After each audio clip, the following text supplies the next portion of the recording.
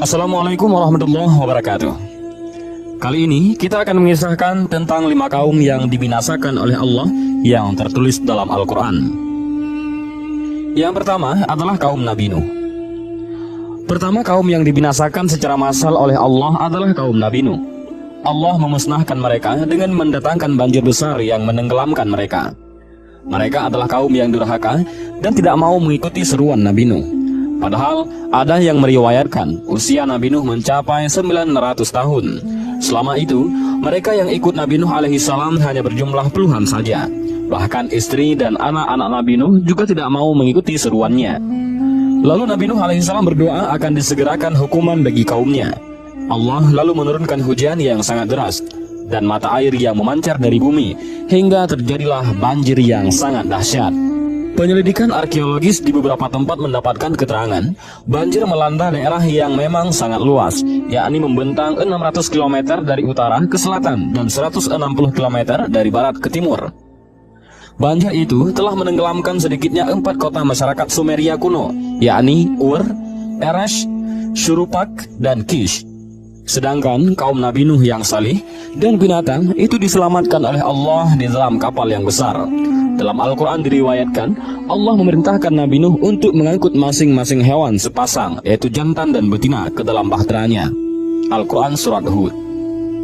Yang kedua adalah kaum yang dibinasakan secara massal oleh Allah adalah kaum Samud, kaum yang mengingkari ajaran Nabi Salih. Kaum ini pernah melakukan sayembara untuk membunuh Nabi Salih. Namun, atas kebesaran Allah, Nabi Saleh terselamatkan. Kemudian Allah memberikan unta yang keluar dari batu sebagai mukjizat ataupun keajaiban tanda kerasulan Nabi Saleh untuk kaum Samud. Namun, mereka malah membunuh unta tersebut, lalu menantang kedatangan azab buat mereka. Tantangan itu dijawab Allah dengan menimpakan gempa di atas mereka, yang tertulis dalam surat Al-A'raf. Pada ayat lain dikatakan, Allah juga mengirimkan bencana petir yang sangat dahsyat. Dan adapun kaum Samud, maka mereka telah kami beri petunjuk, tetapi mereka lebih menyukai buta ataupun kesesatan daripada petunjuk. Maka mereka disambar petir azab yang menghinakan disebabkan apa yang telah mereka kerjakan. Al-Quran Surat Fusilat. Demikian dahsyatnya bencana yang Allah timpakan itu, sehingga tiada seorang pun kaum Samud yang tersisa. Al-Quran Surat Hud. Yang menakjubkan, meski petir yang Allah kirimkan itu memusnahkan seluruh kaum Samud, namun bangunan hasil karya mereka tetap dibiarkan utuh oleh Allah.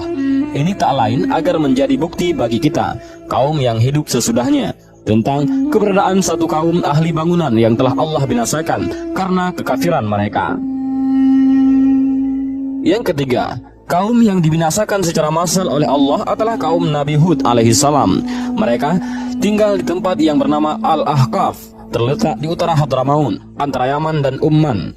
Nabi Hud diutus oleh Allah kepada kaumnya untuk menyembah dan beriman kepada Allah serta tidak menyekutukannya. Namun, umatnya justru menanggapi dengan rasa permusuhan. Bahkan mereka menganggap Nabi Hud sebagai manusia biasa yang tidak mempunyai kemampuan atau kelebihan apapun dibanding mereka. Nabi Hud dianggap sebagai pembohong, bodoh, dan telah mengubah kebiasaan yang telah dilakukan oleh para leluhurnya. Dan ini tertulis dalam Quran Surat Hud. Selama bertahun-tahun, Nabi Hud menyampaikan dakwah. Kaumnya tetap saja membangkang dan menolaknya. Hal ini direkam dalam surat Al-Mu'minun. Karena kaum Ad ini tetap saja enggan menerima dakwah Nabi Hud, maka Allah menimpakan azab kepada mereka. Dalam Al-Quran dijelaskan, kehancuran kaum Ad disebabkan oleh angin topan yang dahsyat dan berlangsung selama 7 malam 8 hari. Yang Allah menimpakan angin itu kepada mereka selama 7 malam dan 8 hari terus menerus. Maka kamu lihat kaum Ad pada waktu itu mati bergelimpangan, seakan-akan mereka tunggul pohon kurma yang telah kosong ataupun lapu. Maka kamu tidak melihat seorang pun yang tinggal di antara mereka.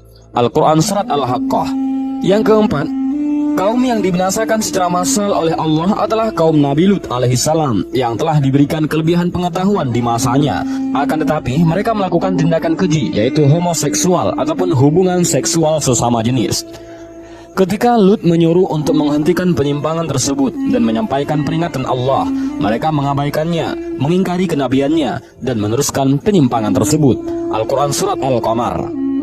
Pada akhirnya, kaum ini dimusnahkan dengan bencana yang mengerikan. Mereka dihukum oleh Allah dengan menjungkir balikan negeri mereka. Al-Quran menyebutkan, maka tatkala datang azab kami jadikan negeri kaum Lut itu yang di atas ke bawah, yaitu kami balikkan, dan kami hujani mereka dengan batu dari tanah yang terbakar dengan bertubi-tubi. Al-Quran Surat Hud.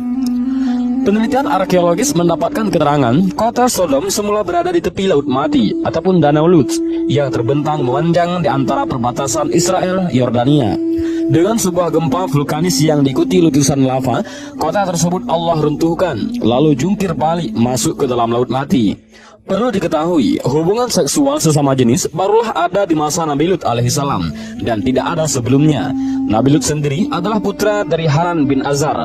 Lut adalah putra dari saudara laki-laki dari Nabi Ibrahim Khalilullah ataupun kekasihnya Allah. Artinya, Nabi Lut adalah keponakan Nabi Ibrahim alaihissalam. Di samping sebagai keponakan, Nabi Lut juga banyak mengambil ilmu dari Nabi Ibrahim alaihissalam. Layaknya orang jungkir balik ataupun terguling, kerap bahagian kepala jatuh duluan, lalu diikuti badan dan kaki. Begitu pula kota Sodom, saat runtuh dan terjungkal, bahagian atas kota itu duluan yang terjun ke dalam laut. Yang kelima, kaum yang dibinasakan secara massal oleh Allah adalah kaum Madian. Penduduk Madian adalah orang-orang yang suka berbuat keji, mengganggu orang yang lewat, merampok orang lain di tengah jalan, dan berbuat curang dalam perniagaan.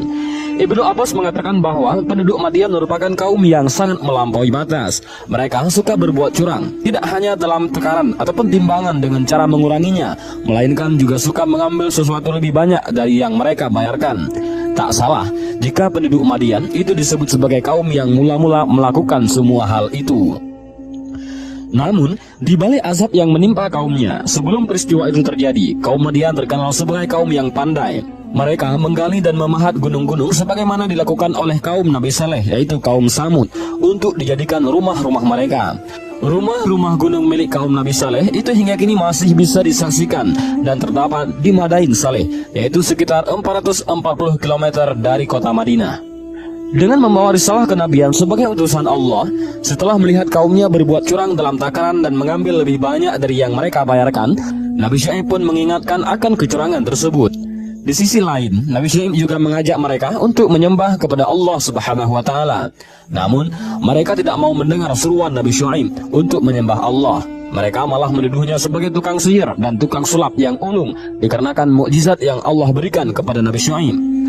Ironisnya, mereka menantang Nabi Syuaib untuk menurunkan azab ataupun hukuman kepada mereka jika hal itu benar. Setelah Nabi Syuaib berdoa, maka Allah memberi udara yang sangat panas, kering, kemudian terdapat awan hitam. Disangkanya adalah hujan, ternyata mereka terkena petir dan percikan api dari awan hitam. Kemudian disusul dengan gempa yang bergemuruh. Dan tatkala datang azab kami selamatkan Syuaib dan orang-orang yang beriman bersama-sama dengan dia dengan rahmat dari kami. Dan orang-orang yang zalim dibinasakan oleh satu suara yang mengguntur, lalu jadilah mereka mati bergelimpangan di rumahnya. Al-Quran Surat Hud. Allah telah mengabdikan jasad mereka dan tempat tinggal mereka sebagai pelajaran bagi kaum selanjutnya dan kaum yang mau mengambil hikmah. Dan janganlah kamu berjalan di muka bumi ini dengan sombong, karena sesungguhnya kamu sekali-kali tidak dapat menembus bumi, dan sekali-kali kamu tidak akan sampai setinggi gunung. Al-Quran Surat Al-Isra. Dan demikianlah kisah 5 kaum, mereka menantang perintah Allah, maka Allah pun membinasakan mereka. Mudah-mudahan dengan kisah ini menjadi pelajaran yang berharga bagi kita semua. Amin ya rabbal alamin. Wallahu a'lam bishawab. Assalamualaikum warahmatullahi wabarakatuh.